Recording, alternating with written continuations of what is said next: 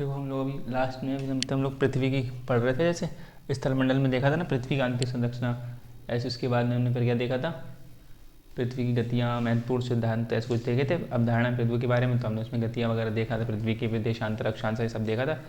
अभी एक चैप्टर नया बिल्कुल डाल ले रहे हैं कि ज्वालामुखी हम पढ़ ले रहे हैं कि ज्वालामुखी क्या होती है। तो इससे हमें और चीज़ें क्लियर होंगी। बाकी हम थोड़ा बहुत प्लेटों से देख ही चुके हैं, जब प्लेटें टकरा रही हैं आपस में, अभिसरण हो रहा है, सारी हो रही हैं, तो क्या क्या वॉल्केनिक हमने देखा था, ज्वालामुखी उद्गार हो रहे हैं। अब हम ज्वालामुखी को और डिटेल में पढ़ लेंगे तो और हमारी चीज़ें पीछे की क्रिस्टल क्लियर हो जाएंगी। तो ज्वालामुखी एक हेडिंग डाल लो, नया चैप्टर बना के, ज्वालामुखी वोल्केनो बोलते हैं। तो उसके बारे में थोड़ा थोड़ा जान ले रहे हैं, परिचय देख ले रहे हैं, परिभाषा देख रहे हैं, ज्वालामुखी के कारण देख ले रहे हैं, किस वजह से ज्वालामुखी उद्गार हो रहे हैं, और तो ज्वालामुखी जो उद्गार हो रहे हैं तो उद्गार से क्या क्या निकल रहा है वो हम देख ले रहे हैं। तो यहाँ पे क्या है, परिचय में अगर हम देख लें तो परिचय में देखो एक वुल्कन देवता, जैसे हमने देखा था ना पीछे टेक्टोनिक्स में, प्लेट टेक्टोनिक्स में देखा था, टेक्टोन थे वो, ग्रीक देवता थे, वो क्या थे, वो बड़े ही थे। ठीक है, मतलब जैसे ये है कि अब ये भारतीय लोगों की तरफ से खोजा होता है, भारतीय लोगों ने सब खोजा होता है, ये सब बताया होता है इसके बारे में, तो इनके नाम थोड़ा वैसे होते हैं, भारतीयों के हिसाब से होते, तो उनके उनके ग्रीक देवताओं के हिसाब से उन्होंने नाम रख लिया उन्होंने। तो ग्रीक देवता टेक्टोन थे, वो जो बड़े ही थे, बड़े का काम होता है बनाना है, कुछ बिगाड़ना है ऐसे करके। तो वो जो प्लेट टेक्टोनिक्स का मतलब भी क्या है, प्लेट टेक्टोनिक्स अगर तो हमने देखा था कि ऐसे करके जा रही हैं प्लेट, आपस में टकरा रही हैं, तो क्या है, कुछ निर्माण हो रहा था और एक का क्षेपण हो रहा था ऐसे करके।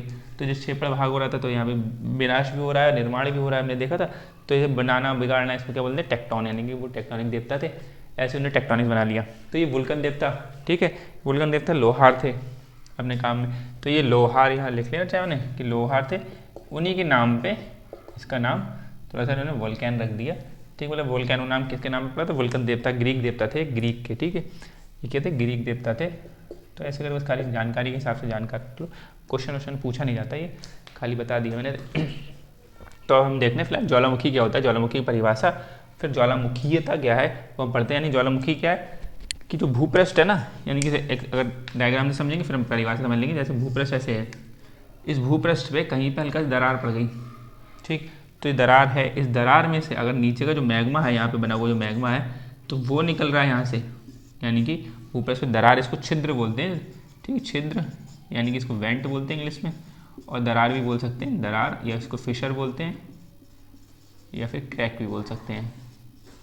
ठीक, तो जो भूपृष्ठ है, और ये भूपृष्ठ है, और भूपृष्ठ तो आपको सब कुछ पता है कि भूपृष्ठ भूपर, इसे भूपृष्ठ या भूपरपट्टी भी बोल सकते हैं। ठीक है, तो अब भूपृष्ठ पता है, फिर प्रवार पता है ना। तो भूपृष्ठ पे कोई ऐसा छिद्र अगर बन जाता है यहाँ पे, तो उस छिद्र में से जो नीचे से भूगर्भ में, या क्या भूगर्भ है, भूगर्भ में से तप्त पदार्थ, यानी गलित पदार्थ, गलित और अर्धगलित पदार्थ जैसे मैग्मा बोलेंगे, तो चट्टान के खनिज जब पिघल जाएंगे तो गलित पदार्थ या अर्धगलित पदार्थ जो ऊपर से उद्गार होता है उसका, यानी इरप्शन, उद्गार क्या बोलेंगे, इरप्शन, तो होता है, यानी छिद्र पे उद्गार भी लिख देते हैं यहाँ पे, इरप्शन बोलते हैं।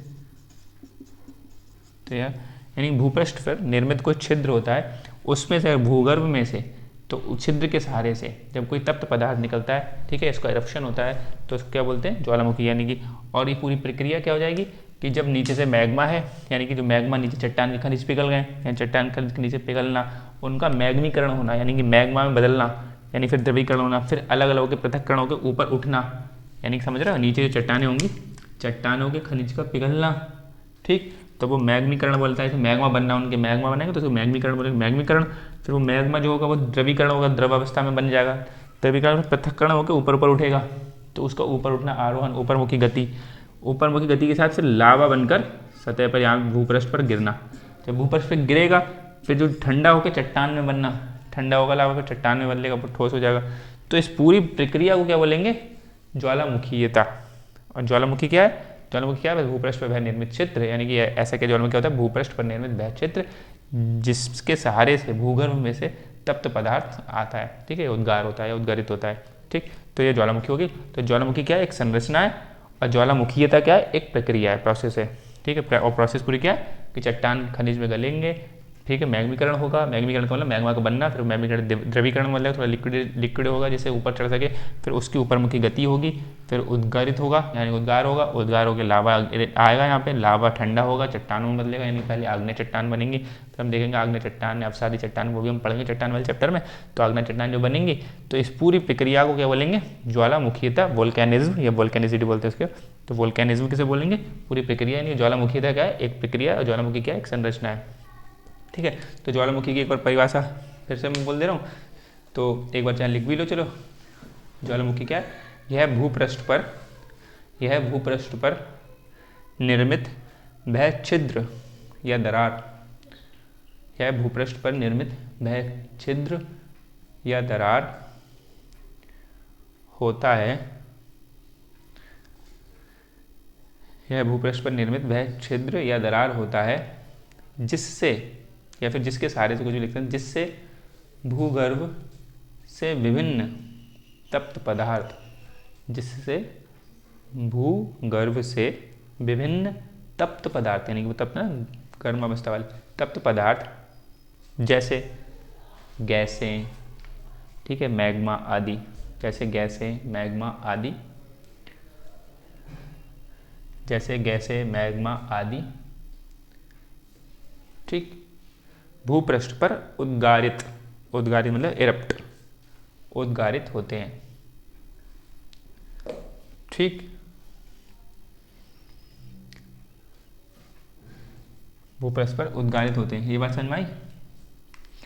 यानी कि यह भूपृष्ठ पर वह निर्मित छिद्र होता है, ठीक है, भूपृष्ठ पर निर्मित वह छिद्र होता है जिससे भूगर्भ में से तप्त पदार्थ जैसे गैसें, मैग्मा आदि भूपृष्ठ पर, यानी कि भूगर्भ में से फिर से भूपृष्ठ पर, और छिद्र कहाँ है? छिद्र तो भूपृष्ठ पर है, यानी कि ये भूपृष्ठ ऐसे बनी है, इस पे होगा ना छिद्र कहीं पे, तो वो छिद्र दरार होगा भूपृष्ठ पर निर्मित वह छिद्र जिससे भूगर्भ में से तप्त या गलित पदार्थ जैसे कौन कौन से, जैसे गैसें हैं, मैग्मा आदि भूपृष्ठ पर उद्गारित होते हैं, यानी इरप्ट होते हैं, ठीक है, तो उसको क्या बोलेंगे? ज्वालामुखी बोलेंगे, ठीक है। और फिर अब यही क्या है, अब हमने देखा कि चट्टानें नीचे हैं, तो अब ज्वालामुखीता क्या हो जाएगी? इसको लिख लिया अपनी भाषा में कि चट्टानों के खनिज, चलो इसको भी लिख ही लो। तो भूगर्भ में ज्वालामुखीता क्या लिखना? भूगर्भ में चट्टानों के खनिजों के पिघलने, थोड़ा तेज, कॉमा मैग्मा का निर्माण, जैसे ब्रैकेट में लिख लेना, मैग्मीकरण भी बोलते हैं, चट्टानों के खनिजों के पिघलने, कॉमा मैग्मा का निर्माण, यानी कि मैग्मीकरण ब्रैकेट में लिख लेना, कॉमा मैग्मा की ऊपरमुखी गति, ऊपर उठना मैग्मा का, मैग्मा की ऊपरमुखी गति,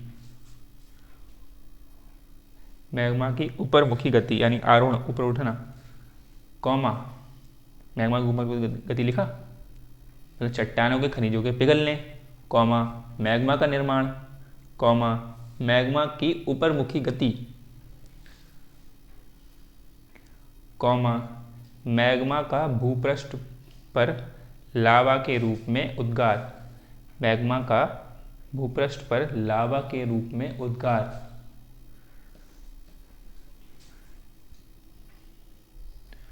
उद्गार तक लिखा, तथा लावा के भूपृष्ठ पर ठंडे होकर, तथा लावा के भूपृष्ठ पर ठंडे होकर चट्टानों में परिवर्तित होने तक की समस्त प्रक्रिया,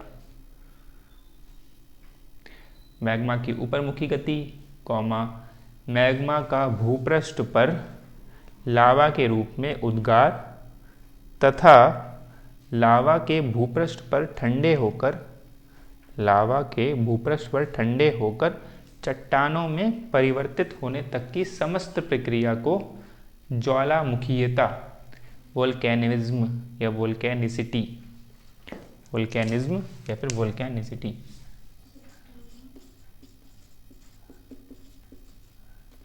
इसको वोल्केनिसिटी भी बोलते हैं। वोल्केनिसिटी की स्पेलिंग यही होगी NISITY, ठीक है, वोल्केनिसिटी। ठीक, एक बार रिपीट करूं, भूपृष्ठ पर भूगर्भ में, यानी कि देखो यहाँ पे भी देखते रहो, भूगर्भ में चट्टानों के खनिजों के पिघलने, ठीक, कॉमा फिर हमने क्या बोला, चट्टान मैग्मा का निर्माण यानी कि मैग्मीकरण, कॉमा मैग्मा की ऊपरमुखी गति, कॉमा मैग्मा का भूपृष्ठ पर लावा के रूप में उद्गार, तथा लावा के भूपृष्ठ पर ठंडे होकर चट्टानों में परिवर्तित होने की समस्त प्रक्रिया को ज्वालामुखीयता ब्रैकेट में वोल्केनिज्म या वोल्केनिसिटी, ठीक है, कहते हैं या कहा जाता है। ठीक, तो फिर लिख लो कि अतः ज्वालामुखी, अतः ज्वालामुखी एक संरचना है तथा ज्वालामुखीता एक प्रक्रिया है। ज्वालामुखी एक संरचना है तथा ज्वालामुखीयता एक प्रक्रिया है। यानी कि अगर हम ऐसे बना लें, भूपृष्ठ बना लें, ठीक, और इस पर एक हल्का सा यहाँ पे हम दरार बना दी हमने एक, और ये हमने ले लिया मैग्मा, यानी कि ये ऐसे करके, तो हमने इसको क्या करा, इसके ऊपर मुखी गति हुई,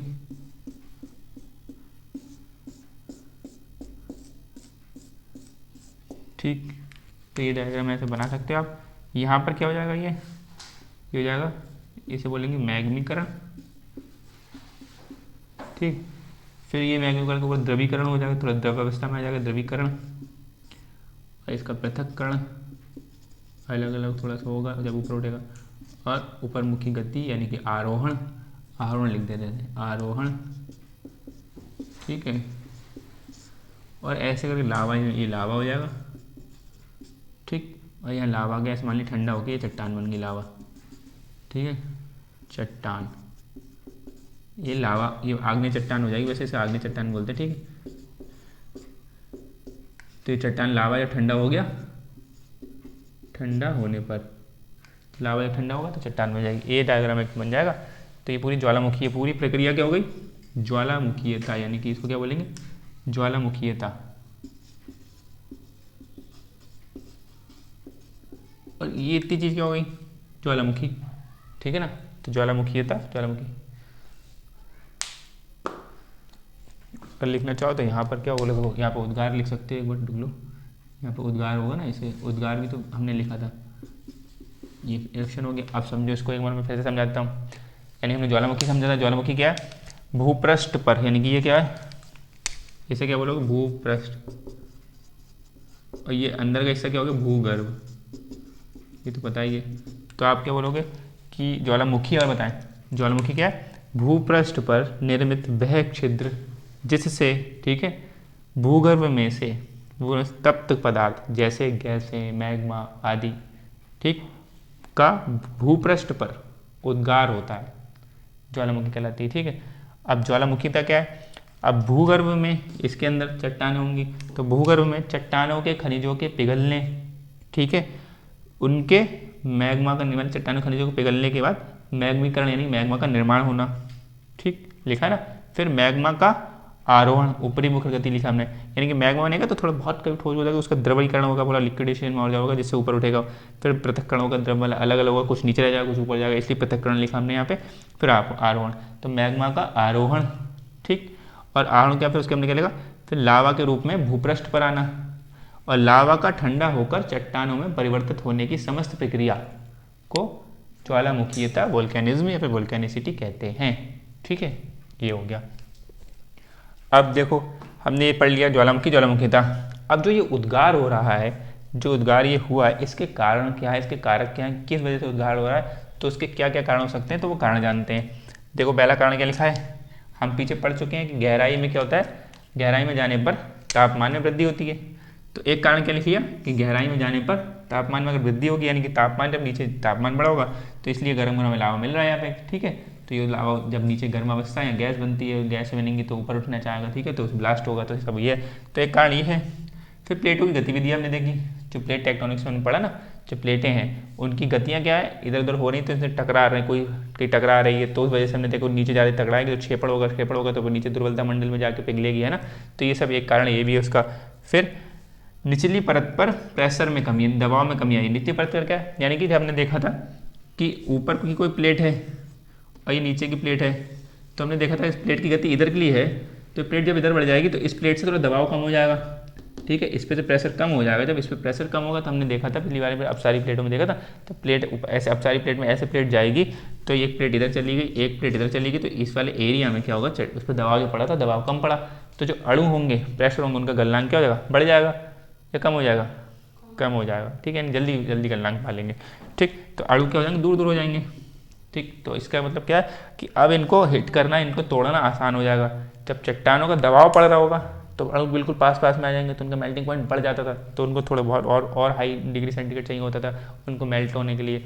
लेकिन अब क्या है, जब ऊपर की कोई चट्टान, ऊपर की कोई परत हट जाएगी, निचली परत पर थोड़ा दबाव कम पड़ेगा, तो अणु क्या होंगे, थोड़ा दूर दूर हो सकते हैं, अणु दूर दूर होंगे यानी कि आयतन बढ़ जाएगा। ठीक, तो उसके बाद क्या हो जाएगा, इनका गलनांक प्राप्त थोड़ा आसान हो जाएगा गलनांक प्राप्त करना इनका। तो इस वजह से हमने देखा कि निचली परत पर दबाव में अगर कमी पड़ जाएगी तो भी एक कारण हो सकता है। तो जब निचली परत दबाव में कमी हो, चट्टान थोड़ी उसका तोड़ना आसानी हो जाएगी, तो जो नीचे से दुर्बलता मंडल में से ज्वाला मैग्मा ऊपर उठ रहा है तो वो भी उद्गार हो सकता है। और एक क्या कारण क्या है, भूगर्भ में, ये समझ आ रहा है, यानी कि ऊपर वाली प्लेट पे से निचली परत पर दबाव में कमी आना। भूगर्भ में गैसों का निर्माण, यानी कि भूगर्भ में अलग अलग प्रकार गैसें बने, तो गैसें तो ऊपर को उठती हैं और ऊपर उठेंगी, इस वजह से उद्गार का कारण बन सकता है एक। तो उद्गार के हम कारण समझ रहे हैं। उद्गार के कारण में देखो, हमने गहराई में तापमान वृद्धि होती मतलब नीचे जाने पर मतलब इसको क्या पूरा ऐसे लिखूँ ना, भूगर्भ में गहराई के साथ तापमान में वृद्धि, तो जितना गहराई में जाओगे तापमान वृद्धि मिलेगी। प्लेटों की गतिविधियाँ, ठीक है, और क्या, निचली परत पर यानी ऊपरी वाली परत से निचली वाली परत पर दबाव में कमी आ जाना। ठीक, भूगर्भ में गैसों का निर्माण, ये भी हमने देख लिया अभी। अब भूपृष्ठ पर कमजोर क्षेत्रों की उपस्थिति, यानी कि क्या है कि ये भूपृष्ठ जो है, इस भूपृष्ठ पर कहीं ना कहीं कमजोर क्षेत्र भी हैं। कमजोर क्षेत्र मतलब जो अपने आप में ऐसे कमजोर कि बाहर से ज्वालामुखी निकल सकती है।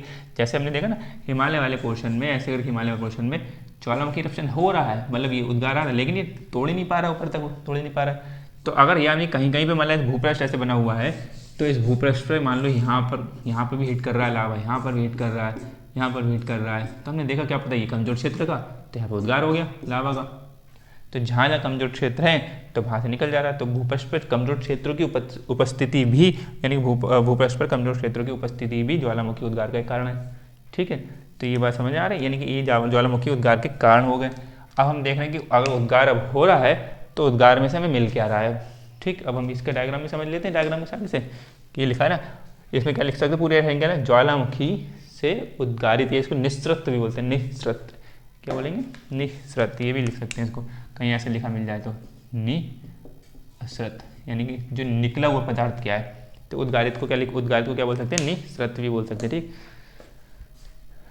तो अभी हम ये समझ लेते हैं कि अब ज्वालामुखी से क्या निकलेगा, तो उसको पढ़ लेते हैं। तो लिखा हुआ देखो क्या है, एक पहले में लिखा है हमने कि सबसे अधिक मात्रा में, सर्वाधिक मात्रा में क्या निकलेगी, जलवाष्प। ठीक है, तो जब ज्वालामुखी उद्गार होगा, यानी कि ये ऐसे करके भूपृष्ठ बना होगा, भूपृष्ठ में जब ज्वालामुखी उद्गार हुआ तो सबसे सर्वाधिक मात्रा में जलवाष्प प्राप्त होगा, यानी कि वाटर वेपर प्राप्त होगी। और ये कितनी, 60 से 90%, कितना लिख लो यहाँ पे, 60 से 90% लिख लो।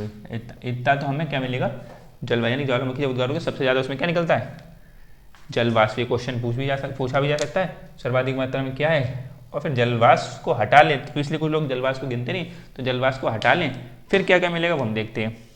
समझ में आया, यानी 60 से 90% लगभग हमें जलवाष्प मिलता है जब ज्वालामुखी इरप्शन होता है, उद्गारित होता है, तो सबसे ज़्यादा तो वाटर वेपर निकल जाती, चली जाती है ऊपर। फिर हमें भी जब वायुमंडल पढ़ेंगे तो उसमें देखेंगे कि वायुमंडल में क्या है सबसे ज़्यादा, वो भी देखेंगे कौन सी गैसेज हैं, क्या क्या है, तो हम जलवाष्प भी उसमें देखेंगे कि वायुमंडल में जलवाष्प भी मिलती है। तो उसका एक कारण, जब कारण जानेंगे वायुमंडल में जलवाष्प क्यों है, तो उसका एक कारण ये भी जानेंगे कि ज्वालामुखी उद्गार हो रहे हैं, तो इसलिए वायुमंडल में जलवाष्प कितनी दिखता है। बात समझ में आ रही। तो ये क्या है कि जलवाष्प सबसे अधिक मात्रा में, लगभग कितना, 60 से 90% हमें जलवाष्प मिलता है।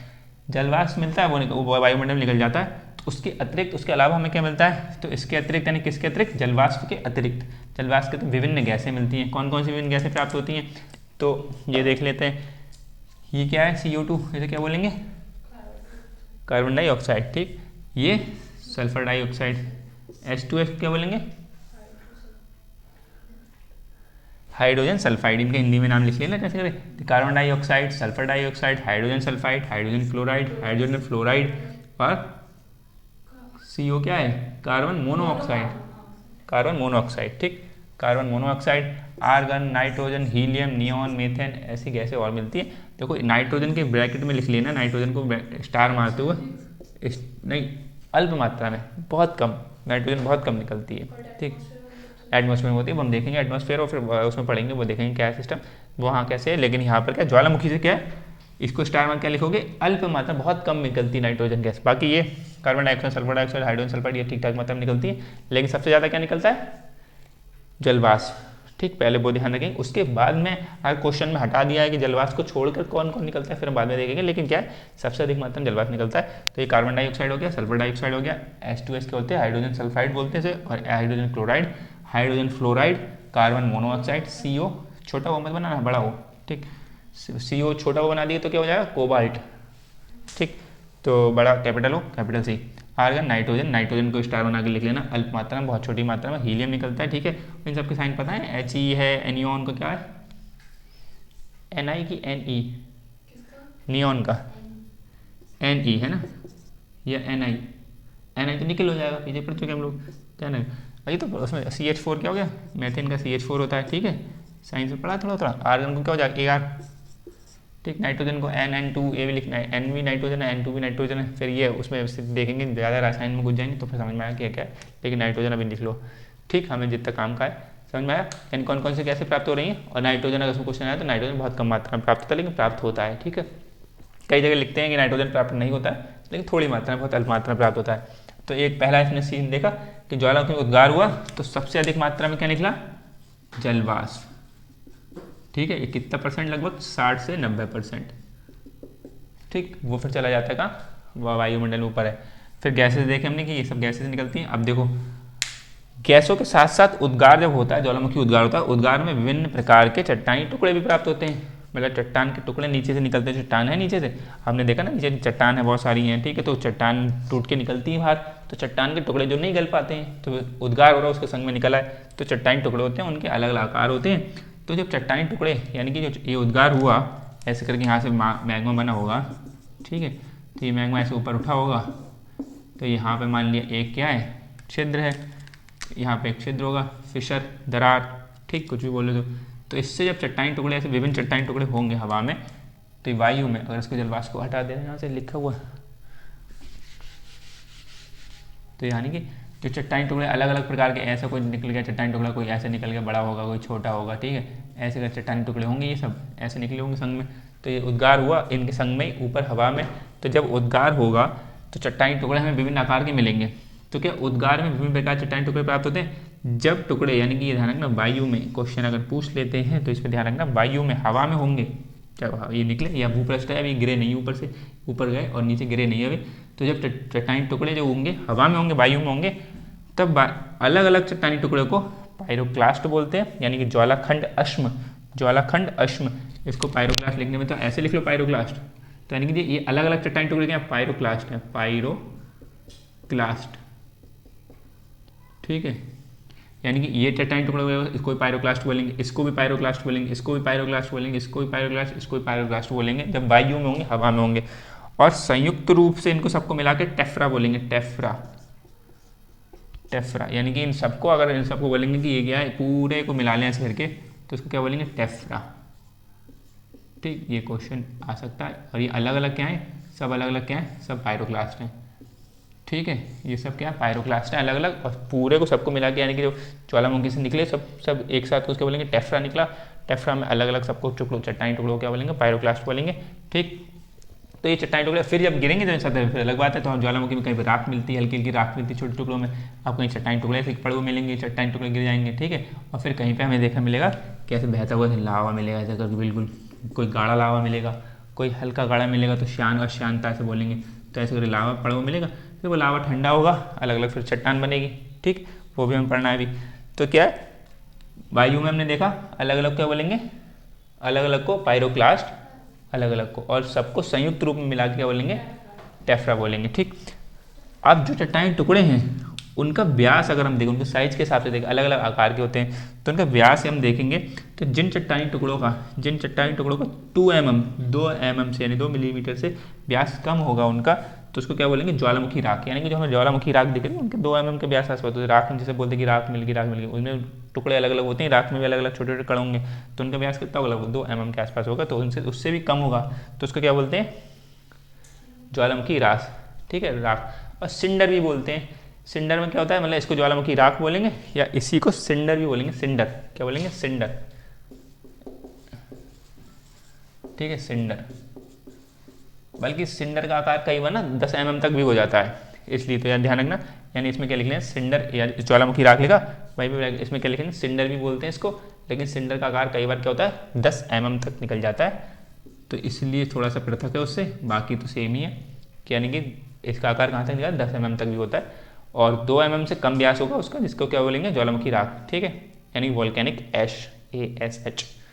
सिलेंडर कैसे बोलेंगे, कभी कभी सिलेंडर का आकार कितना हो जाता है 10 mm तक, ठीक है, कभी कभी इसका आकार बनना लगभग इसका भी 2 mm से कम होगा, तो ज्वालामुखी राख और सिलेंडर एक ही चीज़ है, ठीक। यानी कि जब 2 mm से व्यास कम होगा तब चट्टानी टुकड़ों को उसको क्या बोलेंगे ज्वालामुखी राख बोलेंगे।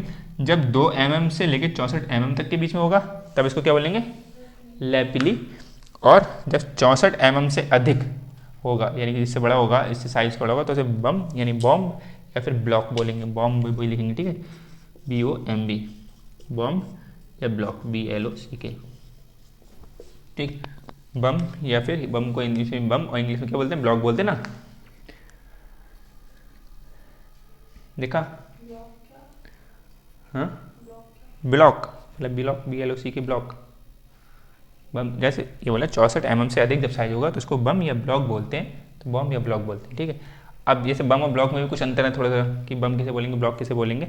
यानी कि बम और ब्लॉक को क्या लिखेंगे, जब ब्लॉक क्या होता है शुरुआत से ही ठोस होता है, जब निकलेगा जैसे चट्टानी टुकड़ा, जो चट्टानी टुकड़ा जो जिसका 64 mm से व्यास अधिक होगा, अब 64 mm से व्यास अधिक होगा वो शुरू में ठोस निकल के आ रहा है, तो उसको क्या बोलेंगे बॉम्ब, ठीक है।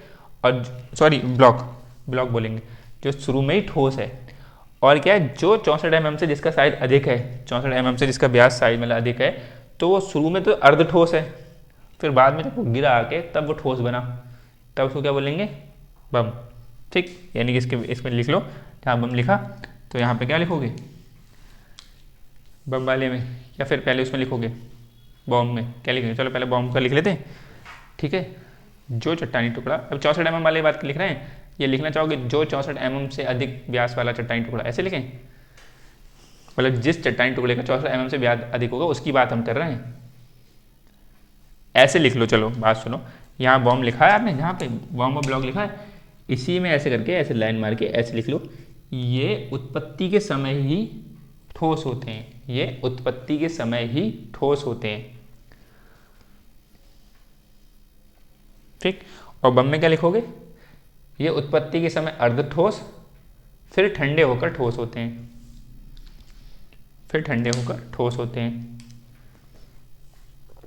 यानी कि जो 64 mm का टुकड़ा होगा, यानी कि समझ लीजिए 64 mm का टुकड़ा है, ठीक। इसको अगर ये पहले से ठोस है तो इसको क्या बोलेंगे, ठोस है तो इसको बोलेंगे बॉम्ब, नहीं ब्लॉक, कंफ्यूज मत हो जाना, ठीक है, बॉम्ब ब्लॉक। और ये अगर मान लो 64 mm का टुकड़ा है, ये भी 64 mm का, इसका 64 mm से अधिक प्लस है, ठीक है, हम लेकिन 64 mm लिख दे रहे हैं क्योंकि इसमें जगह इतनी नहीं, 64 mm प्लस है, तो इसको क्या बोलेंगे, ये अर्ध ठोस अगर लिख दिया मैंने यहाँ पे तो क्या हो जाएगा बॉम्ब, इसको क्या बोलेंगे बॉम्ब, इस टुकड़े को, ठीक है। और बाकी अलग अलग वो सब है। और अगर इसका मैंने ऐसे इसको इसका व्यास लिख दिया, तो चट्टानी टुकड़ा इसका व्यास हो गया 2 mm, तो इसको क्या बोल दिया वॉल्केनिक ऐश, या फिर सिलेंडर भी बोल दिया। मान लो एक 2 mm 3 mm का और मान लो 3 mm का हो गया, इसको क्या सिलेंडर बोल दिया, ठीक है। और ये मान लो एक टुकड़ा और बता दिया कि ये पड़ा हुआ है छोटा सा यहाँ पर, जिसका हमने मान लिया 64 mm के बीच में कोई साइज मान लिया, इसका मान लिया 50 mm के आसपास, तो ये कैसे बोल दिया लैपिली, ठीक है। और ये पड़ा बाकी पायरोक्लास वगैरह, यानी कि अब जब ये नीचे गिर जाएंगे ऐसे करके तो इनके अलग अलग आकार बनेंगे ऐसे गिरने के बाद, और यहाँ से हवा में ऐसे ऊपर उठे होंगे पहले, ठीक। ये समझे बात को, पहले आप इसको फिर से एक बार समझ लेते हैं। यानी कि हमने क्या देखा कि ज्वालामुखी उद्गार होगा तो सबसे अधिक जलवाष्प, सबसे ऊपर ऐसे जलवाष्प निकल जाएगी, जलवाष्प होगी वो कितनी होगी 60 से 90%, यानी कि ज्वालामुखी इरप्शन, ज्वालामुखी उद्गार हुआ, ज्वालामुखी उद्गार से हम पढ़ा ना कि ज्वालामुखी उद्गार से निस्सृत पदार्थ, यानी कि ये उद्गारित पदार्थ क्या क्या है, तो ज्वालामुखी उद्गार हुआ तो उद्गार में सबसे ज़्यादा निकलेगी जलवाष्प, सर्वाधिक मात्रा में 60 से 90% इतनी होगी, ठीक। फिर उसके बाद में हमने देखा कि अलग अलग चट्टानी, और फिर हमने गैसें भी फिर देखा, यहीं पे क्या गैसें बोल सकते हो, गैस कौन कौन सी हो सकती हैं, जैसे SO2 CO2, ठीक है, यहीं पे, और क्या जैसे H2S और HCl HF, है ना, कार्बन मोनोऑक्साइड भी CO, ऐसे करके नाइट्रोजन ये सब लिख सकते हो, और आर्गन, हीलियम आदि ऐसे करके बहुत सारे लिख सकते हो। ये गैसें भी मिलेंगी, यानी इसे बोलेंगे गैसें। ठीक है, जलवाष्प मिला, जलवाष्प के अतिरिक्त हमें गैसें मिलेंगी। ठीक है, डायग्राम बढ़ता जा रहा है, बार बार आप फोटो खींच रहे हो तो बार बार बढ़ता जा रहा है ना डायग्राम में, ऐसे करके इसकी बाउंड्री बना दें। ठीक है, अब समझो फिर से, यानी कि ज्वालामुखी उद्गार हुआ तो हमें क्या क्या मिला, ज्वालामुखी उद्गार से सबसे अधिक मात्रा में जलवाष्प मिली, 60 से 90% जलवाष्प मिली। उसके बाद हमने देखा है जलवाष्प के अतिरिक्त हमें गैसें भी मिलती हैं, जैसे सल्फर डाइऑक्साइड है, कार्बन डाइऑक्साइड है, हाइड्रोजन सल्फाइड है, हाइड्रोजन फ्लोराइड है, हाइड्रोजन क्लोराइड है, कार्बन मोनोऑक्साइड, नाइट्रोजन, ऑक्सीजन, क्लोर, नाइट्रोजन ऑक्सीजन नहीं मिलेगी, नाइट्रोजन, आर्गन, हीलियम और आदि ऐसी गैसें मिलती हैं। तो ये क्या है, ज्वालामुखी उद्गार से हमें गैसें मिली। फिर हमने देखा कि ज्वालामुखी उद्गार से चट्टानी टुकड़े भी, विभिन्न आकार के चट्टानी टुकड़े भी प्राप्त होते हैं। तो जो चट्टानी टुकड़े जब ऐसे निकलते हैं नीचे से, और जब वो हवा में होते हैं, गिरने से पहले जब हवा में होते हैं, तो उनको हवा में ही उनको अलग अलग चट्टानी टुकड़ों को क्या बोलेंगे, पायरोक्लास्ट। ठीक है, यानी कि इसके निकल ज्वालाखंड अश्म बोलेंगे। और जब चट्टाने जो अलग अलग टुकड़े हवा में हैं, उन हवा के चट्टानी टुकड़ों सबको संयुक्त रूप में जोड़ के क्या बोलेंगे, टेफ्रा। ठीक, ये बार बार रिवीजन हो जाएगा, ये ध्यान रखना। अब वो गिरेंगे, जब अलग सतह पर गिर जाएंगे तो उनके साइज के हिसाब से उनके नाम फिर अलग अलग हैं।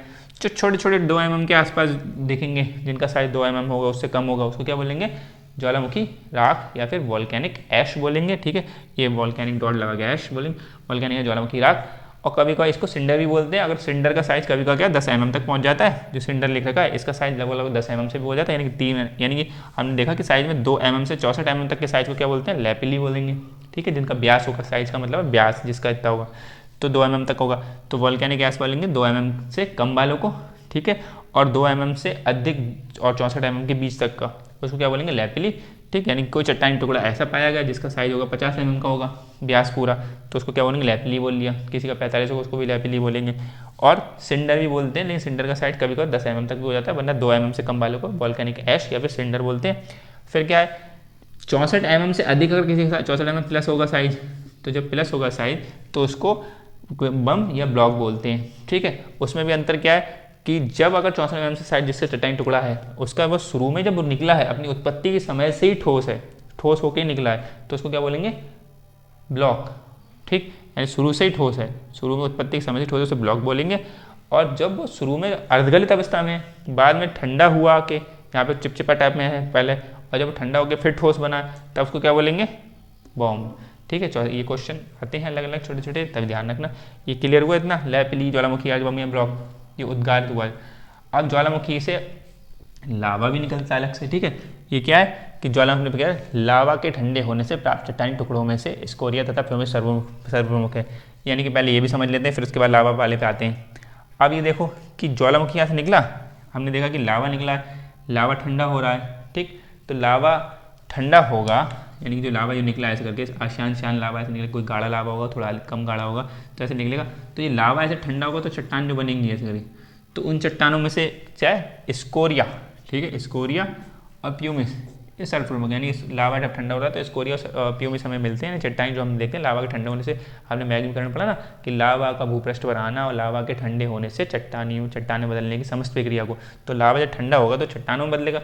उन चट्टानों में सर्वप्रमुख चट्टानें कौन कौन सी हैं, स्कोरिया और प्यूमिस। ठीक, तो स्कोरिया ये लिख दिया, इसको इंग्लिश में भी लिख दिया, और प्यूमिस की, ठीक है, PUMIC। ठीक, प्यूमाइस लोग बोलते हैं, लेकिन प्यूमिस तो ये स्पेलिंग है, ध्यान रखना, प्यूमिस हिंदी में ध्यान रखना, स्कोरिया प्यूमिस। अब क्या है कि जो चट्टानी टुकड़े स्कोरिया कैसा है कि ऐसे चट्टानी टुकड़ा ये है। ठीक, इससे बहुत बड़े बड़े छिद्र होंगे, ऐसे छेद होंगे अलग अलग। क्या है यहाँ पे देखो, बड़े बड़े छिद्र, गहरा रंग, इसका गहरा डार्क रंग होगा, बहुत डार्क, बहुत गहरा, मतलब गहरा रंग होगा, मतलब डार्क वाले रसा पड़ेगा, एक हल्का नीला होता है, एक हल्का हरा होता है, ऐसे तो गहरे वाले होते हैं, तो गहरा कलर है इसका। ठीक, गहरा रंग है, बड़ा छिद्र है और अधिक घनत्व है। गहरा रंग क्यों, क्योंकि इसमें सिलिका की मात्रा क्या होगी, अधिक होगी, ऐसा है कुछ, सिलिका की मात्रा, जब श्यान लावा से नाम कुछ पड़ा है।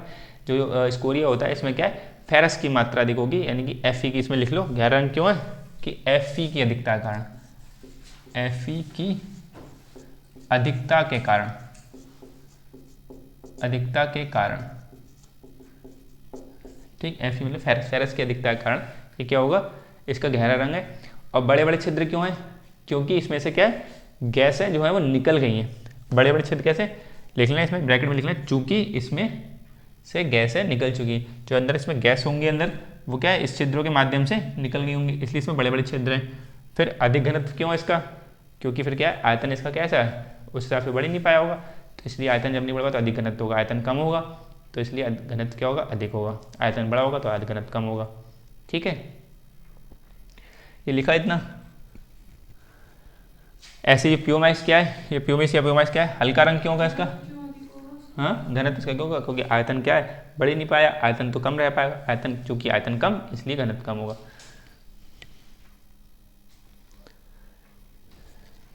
ठीक, अब इसको समझो, प्यूमाइस को समझो। इसमें क्या है, हल्का रंग इसका क्या हो, सिलिका यानी कि SiO2, सिलिका लिख लेना, SiO2 सिलिका की अधिकता के कारण। ठीक है, सिलिका की अधिकता होती है इसमें, इसलिए इसका अधिकता के कारण हल्का रंग होगा। ठीक, और छोटे छिद्र क्यों है इसमें, पहले लिखो जल्दी, पहले एक बार समझ लो तब लिख लेना। यहाँ पे देखो कि यानी कि ये जो पत्थर बनेगा, एक पत्थर ऐसा बनेगा, लिखा, अच्छा लिखो, पहले लिखो तब समझ लो, लेकिन लिखोगे तो तब जब मैं समझोगे। छोटे देखो, एक पत्थर ऐसा है, इसको क्या बोल दिया मैंने, स्कोरिया बोल दिया। ठीक, और इसको क्या बोल दिया, प्यूमाइस या प्यूमिस। ठीक, अब इसमें समझो, इसमें बड़े बड़े छिद्र हैं, इसमें छोटे छोटे छेद होंगे, इतने छोटे ऐसे छोटे कि क्या है, और बल्कि थोड़ा सा ये अपने आकार में ऐसे फूला हुआ होता है, ऐसे अगर फूला हुआ मान लो, ऐसे ऐसे होगा। ठीक, और ये छोटे छोटे छेद है इसमें, कई बहुत छोटे छोटे, और ये थोड़ा सा ऐसा होगा। इसमें क्या है, हमने देखा गहरा रंग होगा, इसका डार्क रंग होगा, क्यों होगा, क्योंकि फेरस के कारण से फेरस की अधिकता ज़्यादा होगी। फिर बड़े बड़े छिद्र क्यों होंगे, क्योंकि बड़े बड़े छिद्र इसलिए चूंकि इसमें से गैस निकल चुकी है, अब यहाँ से गैस निकल गई, इन छिद्रों के माध्यम से गैस निकल गई है, गैस निकल गई इसलिए मोटे मोटे छिद्र होगा, यहाँ से निकल गए, और इसलिए इसका आयतन क्या ज़्यादा फैल नहीं पाया। अगर गैस होती तो गैस ऐसे फैलती, और ये गैसों को निकलने का मौका मिल गया, निकल गए बड़े छिद्र से, आयतन इसका कम फैल पाया, इसके अधिक घनत्व है।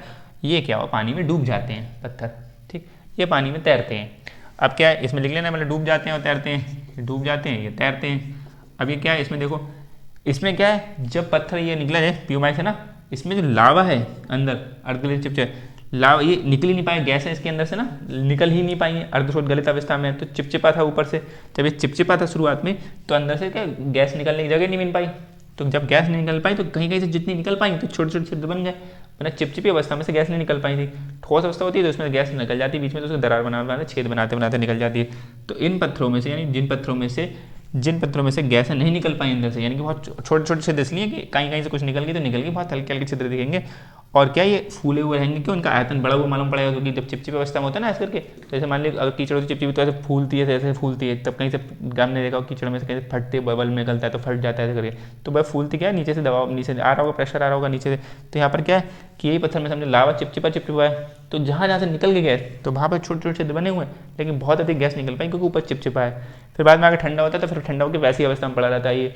तो ये क्या है, प्यूमाइस में क्या है, हल्का रंग क्यों होगा, सिलिका के कारण है। छोटे तो क्या है, इसमें कम अवस्था में गैस निकल पाई, शुरुआत में चिपचिपा होता है, गैस नहीं निकल पाई इसमें से। जब गैस नहीं निकल पा रही है तो छोटे छोटे छिद्र निकल पाए जहाँ से गैस निकल पाए, और कम घनत्व क्यों, क्योंकि इसका आयतन ऐसे फैल जाता है।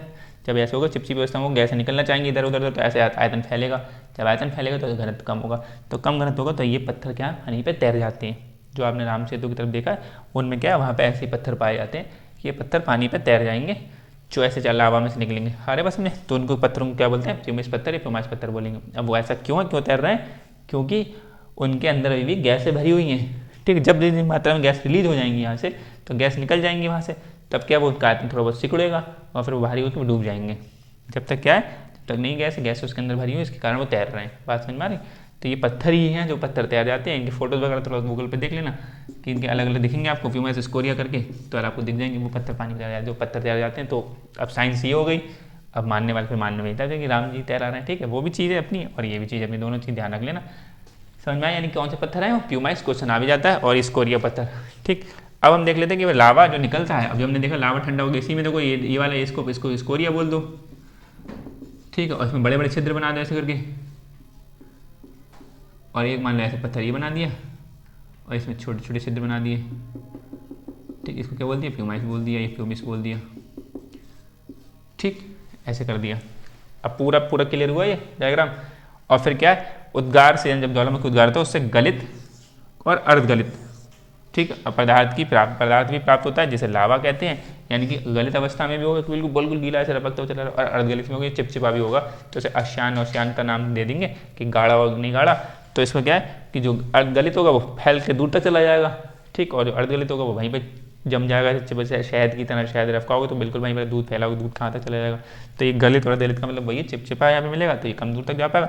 जैसे लावा कह रहे हैं जो निकल के आ रहा है, यानी कि देखो ज्वालामुखी उद्गार हुआ तो क्या क्या बहुत कुछ निकल गया। इसमें एक में देखा कि लावा भी निकलता है। तो लावा क्या है, मुख्यतः 2 प्रकार का, मेन हमें क्या 2 प्रकार के पढ़ने, वैसे 4 प्रकार का होता है लावा, ठीक है। या इसलिए लिखा मुख्यतः 2 प्रकार का, ब्रैकेट में लिख लेना वैसे 4 प्रकार का, ठीक। उनके नाम भी बता देंगे दोनों क्या, लेकिन हमें क्या पढ़ना है, एक इधर इस तरफ सिलिका की मात्रा जिस लावा में जैसी होगी उसके आधार पर इनकी कैटेगराइजेशन करा गया। तो सिलिका की मात्रा इसमें अलग है, इसमें अलग है, और जो 2 अलग कैटेगरी और हैं उनमें सिलिका की मात्रा के आधार पर ही लावा को कैटेगराइजेशन किया गया। तो लेकिन हमें 2 ही मेन ध्यान रखने, और बाकी इन दोनों के नाम बता देंगे लिखने के तौर पर जब हम आगे पढ़ेंगे अगली क्लास में।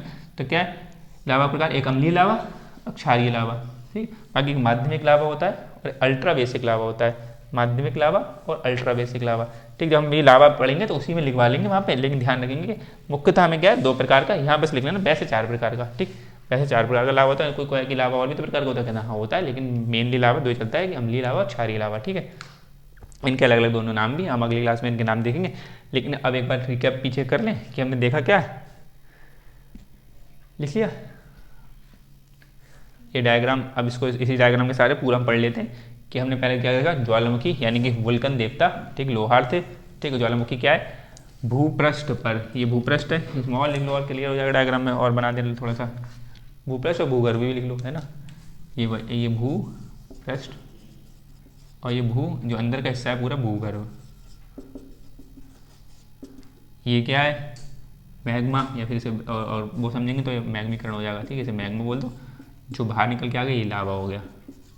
तो जब वो तप्त पदार्थ गलित जब अंदर होता है तो उसे मैग्मा बोलते हैं, और बाहर आ जाता है उसे लावा बोलते हैं, ठीक। उसी को फिर लावा ठंडा होता है, अलग अलग चट्टानें बनती है। अब समझो, यानी भू हमने पढ़ा तो वो क्या है, भूपृष्ठ पर निर्मित, की रिवाइज करो, भूपृष्ठ पर निर्मित भय छिद्र, ठीक है, यानी वेंट या फिर फिशर या दरार, जिससे इस छिद्र से, जिससे भूगर्भ में से तप्त पदार्थ जैसे गैसें, अब इसमें और लगा दो, जैसे गैसें, ठीक है, चट्टानी टुकड़े, मैग्मा आदि भूपृष्ठ पर प्राप्त होते हैं या फिर उद्गरित होते हैं या उद्गारित होते हैं, उसे ज्वालामुखी कहते हैं, ठीक। जबकि या फिर बल्कि भूगर्भ में चट्टानी टुकड़ों के खनिजों में पिघलने से, ठीक है, नहीं उनका मैग्मीकरण होने से, फिर उनका मैग्मा का ऊपरमुखी गति, ठीक, और फिर मैग्मा भूपृष्ठ पर लावा का आना, लावा के ठंडे होने से चट्टानी टुकड़ों में परिवर्तित होने की समस्त प्रक्रिया को ज्वालामुखीयता कहते हैं, यानी कि वोल्केनिज्म, वोल्केनिसिटी कहते हैं, ठीक, यानी कि फिर जहाँ पर अतः ज्वालामुखी एक संरचना है और ज्वालामुखीयता एक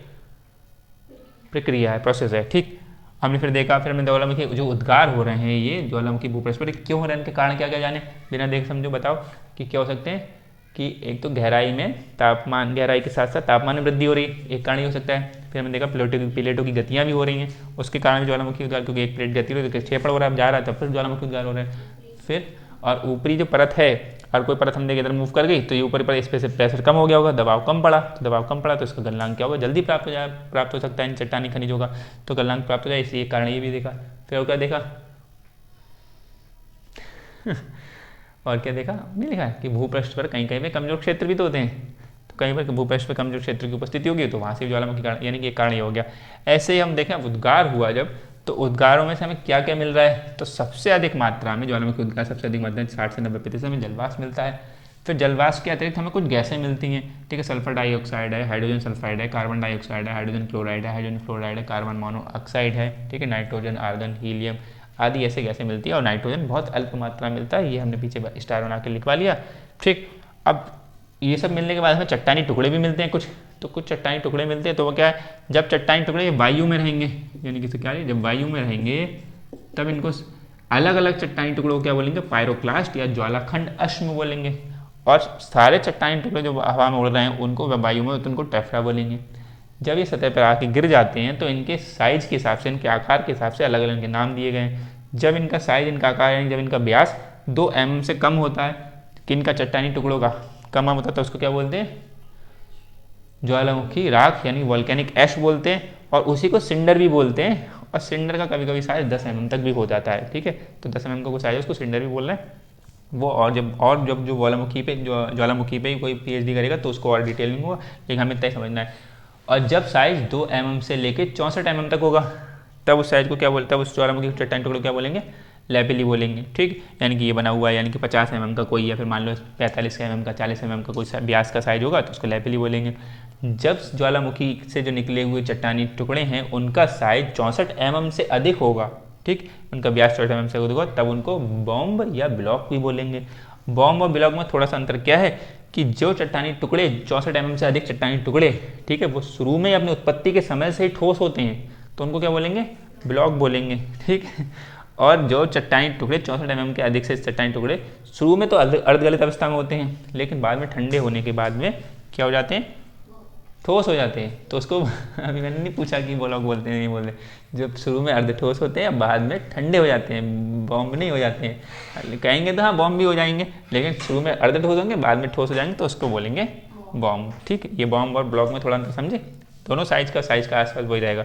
फिर क्या है, हमने देखा कि लावा भी निकलता है साइड में से, और लावा क्या है, दो प्रकार का मुख्यतः है में पढ़ना, अम्लीय लावा और क्षारीय लावा, इसको हम अगली क्लास में देखेंगे क्या होते हैं। लेकिन जो लावा ठंडा होता है तो उससे चट्टान के टुकड़े अलग अलग बनते हैं, आग्नेय चट्टान बोलते हैं, तो उनमें से दो प्रमुख चट्टान हमें ध्यान रखना, क्या क्या, स्कोरिया और प्यूमिस, ठीक। तो स्कोरिया क्या होता है, गहरा रंग किसका होगा, स्कोरिया का, क्यों होगा, क्योंकि उसमें फेरस यानी कि Fe की मात्रा अधिक होगी, इसलिए उसका गहरा रंग मिलेगा। उसमें बड़े बड़े छिद्र होते हैं, बड़े बड़े छिद्र होते हैं चूंकि उसमें से गैसें निकल चुकी होती हैं, ठीक, गैसें निकल चुकी, गैसें निकलने के कारण वो उसमें बड़े छिद्र हो जाते हैं, और क्या होता है, और घनत्व क्या होगा उसका, कम होगा या बड़ा हुआ होगा, अधिक होगा, ठीक है, अधिक घनत्व होगा तो हमने नीचे देख लिया, लेकिन अधिक घनत्व होगा, क्योंकि अधिक घनत्व होगा, जब गैसें निकल गई तो फिर अणु सिकुड़ जाएंगे तो आयतन कम हो जाएगा, आयतन कम हो जाएगा तो अधिक घनत्व हो जाएगा, इसलिए डूब जाएंगे पानी में, ठीक। और प्यूमिस पत्थर क्या होंगे, ये अर्धगलित अवस्था में चिपचिपे होंगे, तो चिपचिपे होते तो इसमें गैस निकल नहीं पाती, कहीं कहीं से निकल जाती, तो वहाँ छोटे छोटे छिद्र में मिल जाएंगे, तो ये इनका ऐसा से गोल गोल फूले फूले होते हैं इस तरह से, ठीक है, क्योंकि अगर बंदा टेढ़े में होंगे तो कहीं से गैस निकल ही जाएगी, तो ऐसे चिपचिपे अवस्था में होंगे तो उसमें गैस नहीं निकल पाती हैं, और सिलिका की मात्रा अधिक होती है, इसमें हल्के हल्के रंग के मिलते हैं, ठीक, बहुत बहुत हल्का रंग, जैसे ना जो हल्के रंग में मात्रा में, जो हल्के रंग अगर थोड़ा पीला पीला हल्का हल्का सफ़ेद सफ़ेद हल्का ऑफ वाइट वाले जैसे कलर चलते हैं, ऐसे पत्थर होते हैं वो जो तैर जाते हैं पानी पे, तो सिलिका की मात्रा अधिक होगी इसलिए हल्का रंग मिलेगा उसमें, और क्या होगा, गैस नहीं निकल पाती है इसलिए इसमें छोटे छोटे छिद्र मिल पाते हैं, जहाँ से निकल जाती है, आयतन बड़ा हुआ होता है, घनत्व कम होता है, इस कारण वे पानी में तैर जाते हैं, डूबते नहीं ऐसे पत्थर, जो अधिकतर वहाँ पे थोड़ा सा तमिलनाडु के आसपास वहाँ पे ऐसे पाए जाते हैं, तो वहाँ पे इस देखा गया, क्योंकि वहाँ पे वही ज्वालामुखी कटक वटक भी कुछ बताते हैं तो उसमें से निकल रहे हैं उद्गार हो रहा है लावा, तो ऐसे करके वहाँ पे पाया जाता है, वो अलग रिसर्च का विषय है, लेकिन समझने के कारण हमें समझ लिया ये, ठीक, लावा हो गया, ये एक डायग्राम में फाइनली सब क्लियर हो जाए, बना लेना, और ये क्लियर हो गया। अब अगली वाली क्लास में हम थोड़ा इनके बारे में पढ़ेंगे डिटेल में, अम्लीय लावा, क्षारीय लावा क्या है, ठीक, और फिर हम देखेंगे वैसे 4 प्रकार लावा हमने बोल दिया, एक माध्यमिक लावा और दूसरा क्या बोल दिया, अल्ट्रा बेसिक लावा या अल्ट्रा मैफिक लावा भी बोलते हैं उसको, बेसिक लावा के नाम का, तो अगली क्लास में हम इतना देखेंगे, ठीक। आज के तरह रखते हैं, धन्यवाद।